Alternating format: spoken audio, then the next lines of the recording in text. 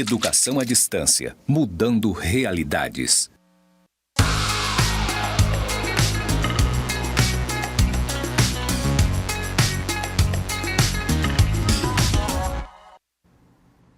Olá, saudações alunos e alunas do curso de Pedagogia do campus Porto Velho, Zona Norte. Seja muito bem-vindo, bem-vinda. Eu sou a professora Thelma Fortes Medeiros e vamos iniciar mais uma aula de didática. Nessa nossa aula de hoje nós vamos estudar alguns pressupostos históricos, teóricos, filosóficos da didática, da educação e da escola. Primeiramente, vou fazer minha audiodescrição. Eu sou uma mulher parda, de cabelos preto, alongado, olhos castanhos, estou com batom vermelho, estou com uma blusa colorida nas cores verde, laranja, cores bem legais, bem bonitas, uma calça jeans preta. Ao fundo atrás eu tenho uma parede branca com alguns pontos marrons e algumas retas que se interligam. Ao meu lado eu tenho uma frase na cor verde, escrito EAD, mudando realidades. Alunos e alunas, vamos entender um pouco hoje a nossa aula de pedagogia sobre esses principais pressupostos históricos, teóricos e filosóficos da didática. Compreender esses aspectos são importantes porque nós vamos, sem dúvida, dando sentido, entendendo a este momento ao qual a didática chegou, porque passou por todo um período de evolução. Vamos conhecer um pouquinho esses pressupostos, essa trajetória, essa caminhada da didática, né, principalmente com a chegada dos jesuítas aqui no Brasil. Dentre esses principais pressupostos teóricos, nós podemos dizer que um documento fundamental, importante, que houve, né, uma sistematização por parte dos jesuítas, que é o Radium Studiorum. Então, nesses pressupostos didáticos, eles eram totalmente diluídos e enfocavam em alguns instrumentos e regras para o ensino. Então, essas regras metodológicas, elas tinham como princípios o estudo privado, né, um estudo particular, onde o mestre prescrevia seus métodos de estudo, com as matérias e os horários previamente estabelecidos, as aulas ministradas de forma expositiva, ou seja, aula, né, oral, expositiva, onde somente o professor falava. A repetição, baseado na repetição, na memorização, eram os principais métodos dessas aulas. Ainda, durante as aulas, havia os desafios que eram estimulando a competição entre os alunos e as disputas. E os exames ou as avaliações, eles eram exames orais e escritos visando avaliar o aproveitamento do aluno. Então, vejam bem que nesse período, né, que foi um período que por aproximadamente 3 séculos, né, o Brasil, e assim como várias teorias educacionais, elas foram influenciadas por essas contribuições dos jesuítas, né, sobretudo no aspecto da educação. Então, como viemos de um longo período de domínio da igreja, o período da Idade Média, os jesuítas, os religiosos, desenvolveram sistemas baseados na fé, baseado na questão onde o ensino tradicional era o principal enfoque. E nesses documentos no Radium Studiorum, que ainda hoje estão disponíveis, aí alguns manuscritos, claro que na internet, a gente ainda tem acesso a alguns preceitos, e aí nós passamos por esse período que aproximadamente por 200 anos o Brasil teve, né, foi fortemente marcado com a presença dos jesuítas no Brasil, quando eles chegaram em 1539 e foram expulsos, né, somente lá em 1759. E aí nós temos que era um ensino voltado para a elite, ou seja, a gente já vê aqui nessas imagens que as crianças que estavam ali estudando, com o seu preletor, né, com o professor que estava trabalhando ali com os alunos, você vê nas vestimentas, então isso é um quadro de pintura em tela que mostrava realmente como ocorria esse ensino elitizado. E o principal objetivo da Rádio Estudiório se voltava para quê? Para a formação de um homem universal e uma formação humanista. Ou seja, era um ensino enciclopédico, voltado para a cultura geral, mas tinha esse aspecto que era alienado da realidade e do contexto social vigente. Então, somente preparava esse aluno para exercer uma ação ou algo que já vinha da família, era algo que ele não se envolvia com a sociedade, o contexto social como um todo. Então, isso fez com que a educação tradicional, né, prevalecesse por um bom tempo nessa perspectiva. Os jesuítas, em suas atividades pedagógicas, privilegiavam o exercício da memória, o desenvolvimento do raciocínio, promovido o quê? A formação dogmática do pensamento. Era um pensamento já meio que voltado para algo que eles iam induzindo esse aluno à formação do seu pensamento, porque o aluno ele tinha que memorizar, então ele não tinha um desenvolvimento de um pensamento crítico. E a metodologia estava no caráter meramente formal. Ou seja, a gente percebe que não se poderia pensar em uma prática pedagógica, né, que buscasse uma perspectiva transformadora da educação.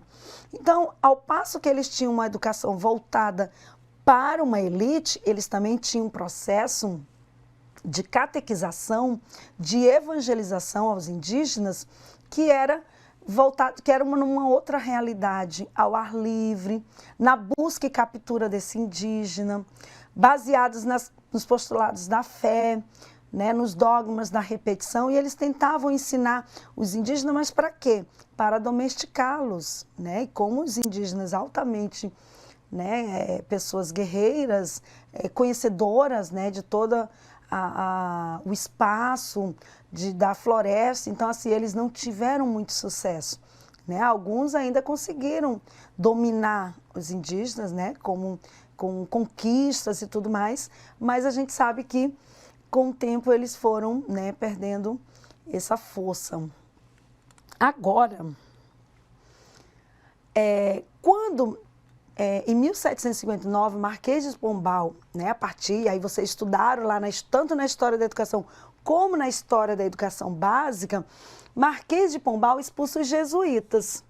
Esses jesuítas que estavam aí, né, já com esse tempo, teve essas controvérsias com o sistema político, né, da monarquia, então Marquês de Pombal expulsa esses jesuítas. E aí se tem uma nova metodologia de ensino.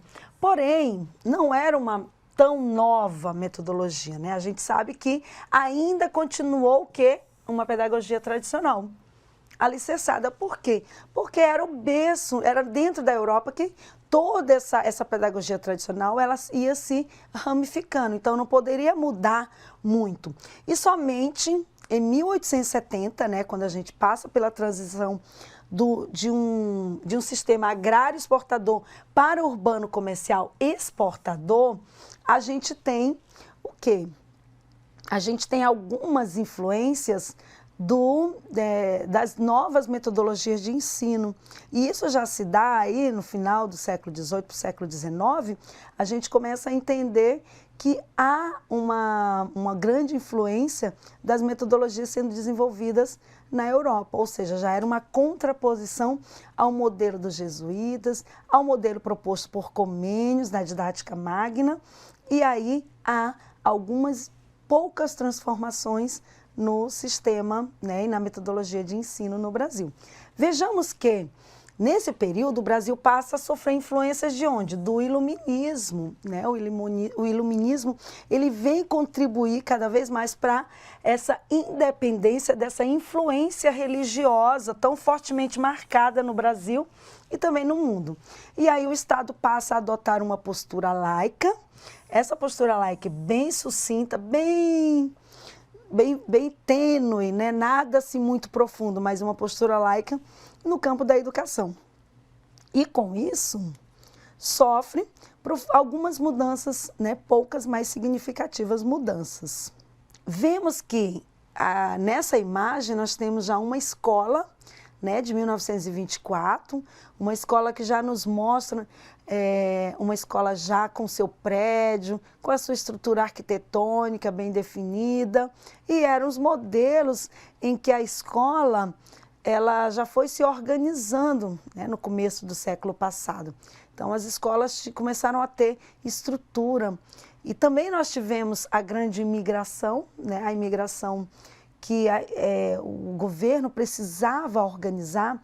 Nós estávamos num período urbano, né, uma construção urbana, uma construção de grandes celeiros para o café, para os plantios, para a agricultura.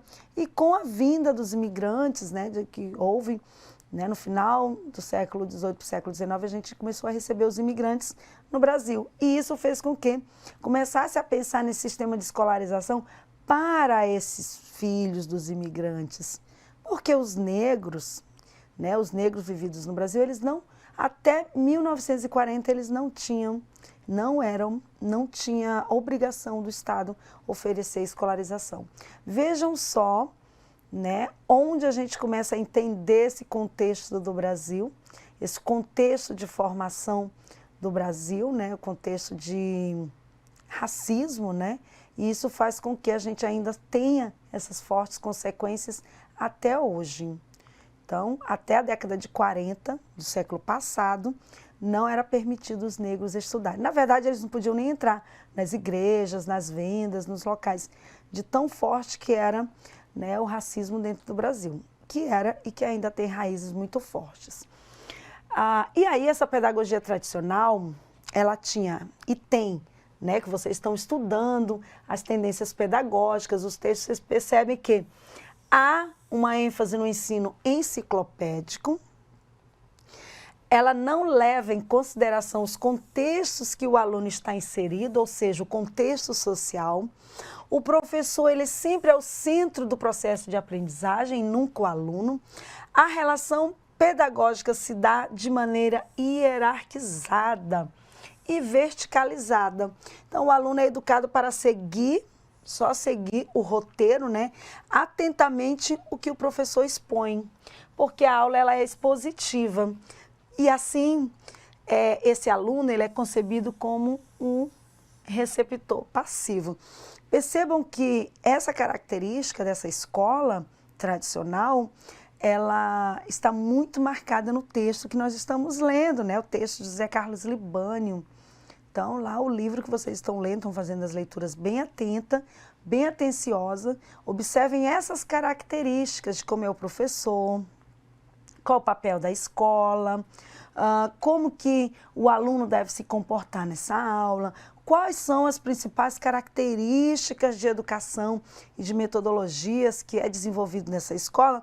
E percebo que nessa nossa aula a gente está trazendo justamente isso, essa grande influência, né, essa grande trajetória dessa educação tradicional, dessa escola tradicional, para a tendência pedagógica liberal tradicional. Isso é bacana porque vocês conseguem fazer essa relação dentro dessa leitura que vocês estão fazendo. Então, façam uma boa leitura, reflitam bastante sobre o seu processo enquanto aluno, enquanto a pessoa que esteve estudando e que está estudando, e observe como é que se caracteriza essa tendência na sua vida enquanto aluno.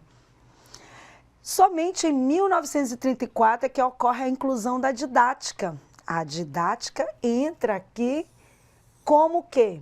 Uma disciplina do curso de formação de professores para o ensino secundário. Ou seja, lá no antigo colégio, escola normal, né? E aí a didática passa a entrar. Agora nós vamos saltar para o período de 1930 até 1945.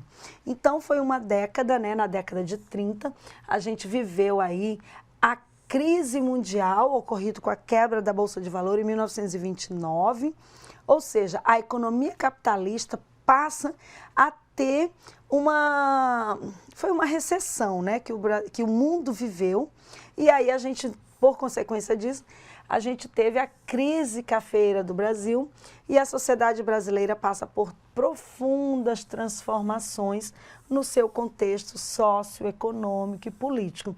E como nós somos reflexos dessa influência que ocorre no sistema econômico, político e social, a educação também sofreu sérias influências com essa depressão, né, com a queda da Bolsa de Valores de 1929, que acarretou uma crise financeira no mundo inteiro.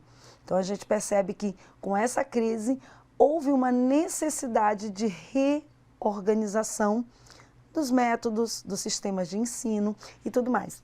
Durante esse período, né, a gente sabe que o Brasil ainda passou por um período de guerra, o Brasil e o mundo, né? A Primeira Guerra Mundial, que teve todo um período, foi a transição de Primeira e Segunda Guerra Mundial, e em todo esse decurso aí a gente sofreu grandes influências na educação também. Agora vamos ver aqui uma pessoa, uma personalidade muito, muito, muito conhecida, e vai ser mais conhecida ainda de vocês, que é o Anísio Teixeira. Anísio Teixeira é esse cidadão aí, que em 1932 ele se organizou mais alguns outros educadores brasileiros, né? Lourenço Filho, Florestan Fernandes, Darcy Ribeiro, dentre outros, e aí eles organizaram o Manifesto dos Pioneiros. Esse Manifesto dos Pioneiros foi um documento que buscava o quê?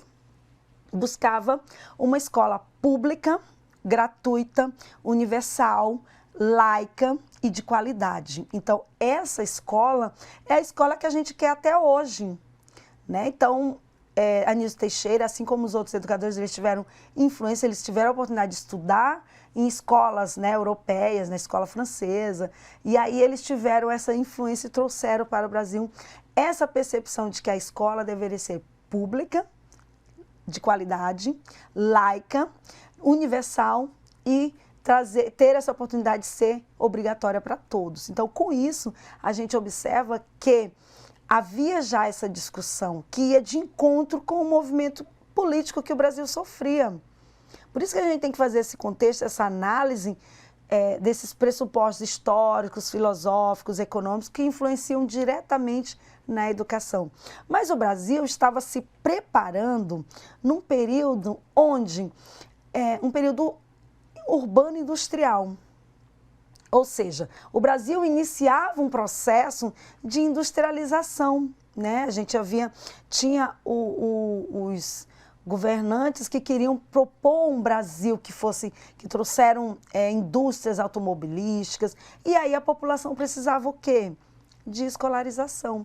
Então, ia de encontro com essa escola que eles tinham como ideia, uma escola, né, voltadas para o senso crítico. E aqui, voltando ao nosso slide, a gente sabe que nessa parte pedagógica, né, que influenciou fortemente essas metodologias propostas no Manifesto dos Pioneiros, e aí eu convido vocês para buscarem esse Manifesto do Pioneiro lá na internet, está disponível, eu vou colocar no AVA, a gente vai ler um pouquinho sobre ele. E aí houve essa influência, sobretudo nas disciplinas de metodologias de ensino, lá no curso de licenciatura. E em 1941 foram introduzidas alterações que fizeram da didática um curso independente realizado após o término do bacharelado. Ou seja, aqui o aluno, ele ia ter fazer um período secundário e ele ia ter mais um período de aperfeiçoamento, que seriam a aplicação da didática em suas metodologias. Então, percebem que nesse período a gente tem uma lei de diretriz e base da educação de 1941, que vem buscar justamente essa inserção desse curso complementar para os professores normalistas, né, que eram chamados professores normalistas. Eles terminavam o ensino médio no formato normal, magistério, e tinha um aperfeiçoamento. Houve um tempo que o magistério não era primeiro, segundo, terceiro ano do ensino médio, ainda tinha o quarto ano. Então, houve um período em que ficou até a década de 70, né, quando saiu a LDB, houve essa mudança, né? Então, somente nesse processo que foram aperfeiçoando, buscando melhorias, né? Adaptações, e aí sofremos muitas influências externas nesse processo de conquista, de aprimoramento nas metodologias de ensino no Brasil.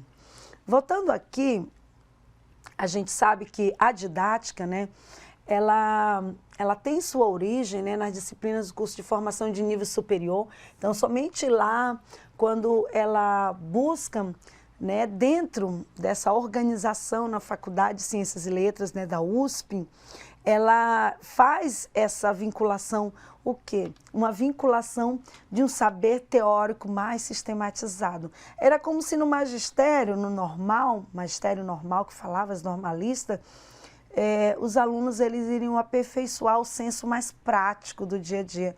E quando fazia o curso superior, eles entravam mais no campo das teorias. Então, mas é algo que foi progressivamente se aperfeiçoando, né? Não é algo que nasceu como nós temos hoje a didática reflexiva sobre a praxis, sobre a teoria e a teoria sobre a prática, mas, sobretudo, algo que foi se remodelando, se reorganizando com o passar do tempo. Perceba que a gente está aí em quase um século, né? De 1870, esse século, quando sofreu essas influências do iluminismo, até aí a 1941. Então, a gente acaba passando aí por um longo período, né, de mudanças, de buscas por mudanças e que ainda não tivemos sucesso. E aí a gente percebe que ainda há questões, como, por exemplo, uma escola pública, gratuita, laica, uma escola que faça com que o aluno receba um ensino de qualidade, ainda é uma queixa, ainda é um desejo de toda a sociedade brasileira em ofertar para as crianças, para nossos alunos, essa escola pública. No período de 1945 a 1960, a gente passa por outro período. Então, esse período, esse esquema de 3+1, ele começa a ser questionado.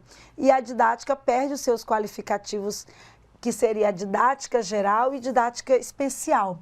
E se introduz como prática de ensino.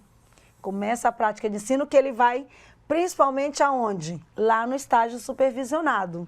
Então, essa didática, ela passa a ser fortemente marcada no estágio supervisionado que o aluno vai receber durante o seu processo de formação. Nesse momento, o ensino da didática, né, que é inspirado lá no liberalismo, com as influências do positivismo, o que ocorre? Ela tem uma predominância dos processos metodológicos em detrimento da própria aquisição de ensino.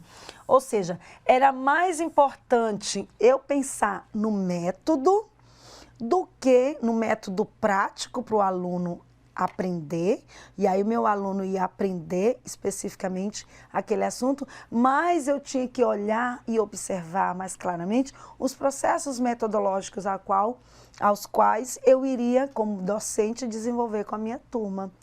Ou seja, era como se a prática era mais importante do que a teoria. Ou seja, nesse enfoque, que aí o Brasil se caracterizava como renovador tecnicista da didática, ele vem com as grandes contribuições do movimento escolanovista. E aí vocês estão estudando sobre a escola nova, da contribuição de John Dewey, que traz essas contribuições, que privilegia a experiência do aluno, que o aluno, que não mais o professor é o centro do processo de ensino-aprendizagem, e sim o aluno. A partir do aluno, o centro de interesse do aluno, o que ele vai estudar, é importante, é necessário. Então, a organização do conteúdo se dá de forma diferenciada, e isso faz com que você perceba que houveram-se mudanças, né? Mudanças, mas a gente sabe que nessas mudanças que vieram de forma positiva, como também não tão positiva. E aí a gente sempre fica aquela perguntinha, será que o Brasil, na sua estrutura, estava ou está ainda preparado para receber essa escola, né, que é chamada Escola Nova? proposta pelo americano John Dewey, será que essa escola ela foi bem recebida no Brasil, pela sociedade do Brasil? E aí trouxeram suas inúmeras críticas, né, suas inúmeras questionamentos sobre a validade desse ensino, porque estava colocando em xeque, colocando em dúvida esse ensino tradicional, onde todo mundo tinha mais segurança. E aí, qual é a diferença de uma escola para outra? Como é que ela se caracteriza em seus métodos, em sua forma de conceber o aluno, na relação professor-aluno, na relação do conteúdo, né, com esse saber sistematizado? Então, tudo isso são reflexões que devem ser colocadas quando você vai implementar uma teoria, quando você vai implementar essa teoria em sua nova prática. E aí, né, no período de 1964, esse período, nós temos, né, o período pós-64, nós temos, né, uma desvinculação entre a teoria e prática na didática, ou seja, essa didática tecnicista, né, o professor torna-se mero executor dos processos instrucionais, e isso é uma característica da escola tecnicista, né, essa escola tecnicista que foi nesse período de 1964 até 1984 praticamente, a gente, né, que foi a partir de 1985 que houveram os processos de redemocratização do Brasil, do ensino do Brasil, sobretudo, né, o Brasil passou por todo esse processo de redemocratização e o ensino também foi necessário. Então a gente tem aí quase 20 anos, num período em que a gente sofreu influências de uma educação tecnicista. E como que é essa educação tecnicista, gente? É uma educação que ela fica nos equipamentos instrucionais, de estratégias de ensino e de avaliação, meramente onde o aluno possa ter uma autoinstrução. O que é uma autoinstrução? A autoinstrução é quando o aluno vai lá, ele mesmo abre sua apostila, ele mesmo estuda. E aí vamos pensar, a mediação, o processo de intervenção pedagógica, como que acontecia? A gente tem, né, algumas experiências, por exemplo, quando eles encaminhavam apostilas, cursos instrucionais, e enviavam apostilas para as fábricas, para os espaços onde os alunos iam estudar, mas esse aluno jovem e adulto, ele mesmo tinha que ler e ele depois ia fazer uma prova. Um modelo tecnicista muito claro que a gente percebe é essas escolas de provão de EJA. Como é que acontece? O aluno se inscreve lá no provão do EJA, né, assim, nas suas comunidades, na sua cidade, e aí ele pega os conteúdos que ele tem que estudar, ele vai lá e estuda de forma autônoma aqueles conteúdos instrucionais e vai no dia somente resolver o exame ou a avaliação. Isso é um modelo tecnicista e com isso o aluno recebe a sua certificação. Um curso que a gente faz, por exemplo, um curso à distância, onde eu abro o equipamento, não tenho ninguém para conversar, eu leio o texto, assisto o vídeo sozinha, eu não converso com ninguém, vou lá e faço aquela prova. Isso é um modelo tecnicista de ensino, porque ele é autoinstrutivo. Somente eu tenho que ir lá e resolver a minha instrução. Diferente de uma proposta EAD, que é mediada por um docente, que é mediada por um professor mediador, por alguém que acompanha esse processo de ensino. Então, isso não é uma proposta tecnicista. Então, o tecnicista ele tem a característica autoinstrucional. O aluno sozinho ele lê, aprende somente se dá conta. Então, nesse momento aqui, a didática ela passa a ser questionada e os movimentos em torno da sua revisão tornam-se necessário, torna-se urgente. Então, se a gente vinha de uma discussão lá da década de 30, que falava para nós assim, é preciso a gente brigar por uma escola de qualidade. E aí eu venho num período de pós-64, uma escola que diz assim, olha, você pode aprender sozinho no processo de autoinstrução, você vai lá e aprende sozinho. E aí? Não há uma contradição, ou seja, era para caminharmos a uma evolução. E a gente acaba tendo um retrocesso, né, com essa questão. E aí, faz-se necessárias discussões em torno dessa didática. Precisamos de uma didática que renove novos rumos para essa didática, porque é uma didática que não é válida para nosso contexto, né, a qual a gente está inserido. Então, a partir da década de 1980, onde o Brasil e o mundo passa por profundas transformações e há esse processo de redemocratização, né, em torno do mundo como um todo, as grandes discussões das grandes potências, os aspectos econômicos. A década de 80 ela passa por um enfraquecimento, né, dessa questão das próprias ditaduras militares que a América do Sul sofreu, né, nas décadas de 60 e 70. Então, o Brasil, nesse ritmo, busca por um processo de redemocratização. Um deles foi aquele movimento Direta Já, onde a população já buscava, né, melhorias, a própria escolha do seu presidente. Então, isso fez com que houvesse significativas mudanças em vários setores, em vários aspectos, né, do Brasil, né? E aí, sobretudo, a educação passa a sofrer essas fortes influências nesse processo de redemocratização. E aí observamos que na década de 80, as dimensões políticas, a política, a técnica e humana da prática pedagógica, elas começam a pensar em um processo chamado reciprocamente, ou seja, há uma interconexão entre esses vários aspectos, entre esses vários momentos onde a gente busca ser uma didática que tivesse, né, uma didática voltada para o ensino-aprendizagem dos alunos, voltada para a cidadania, voltada para o aspecto principalmente de devolver à população brasileira o seu enfoque principal, que seja o quê? Uma didática multidimensional. Essa didática multidimensional, ela acaba assumindo, né, dentro do processo ensino-aprendizagem.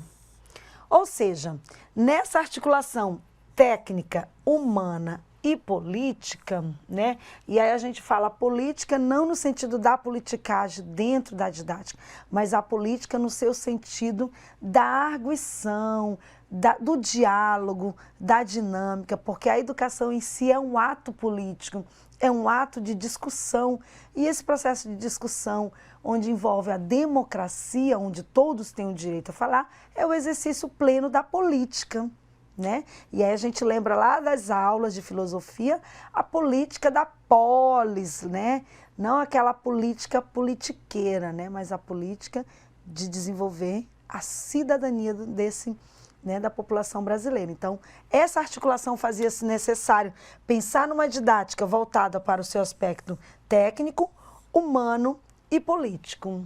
Político no sentido de ter a educação como um ato político.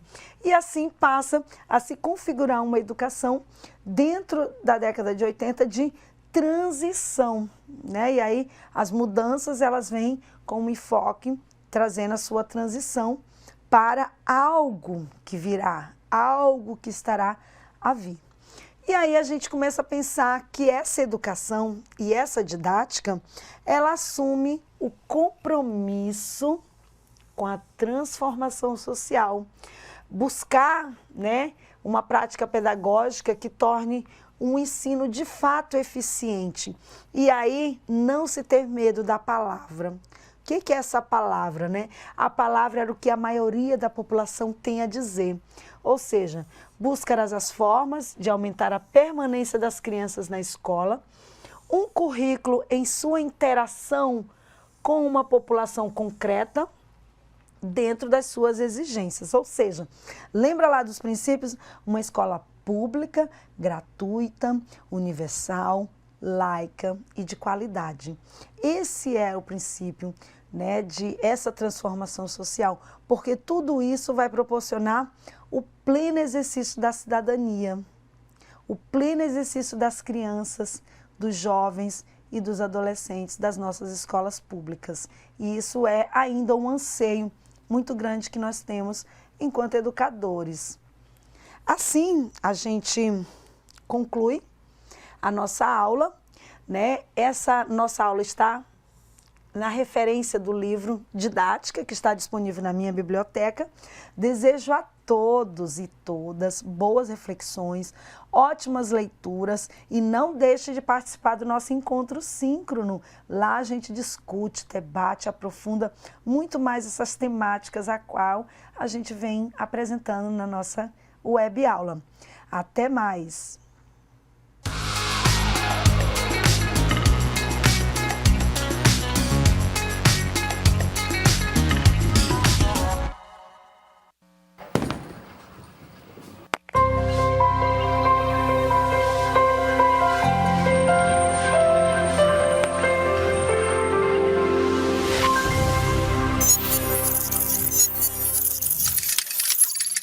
Educação à distância, mudando realidades.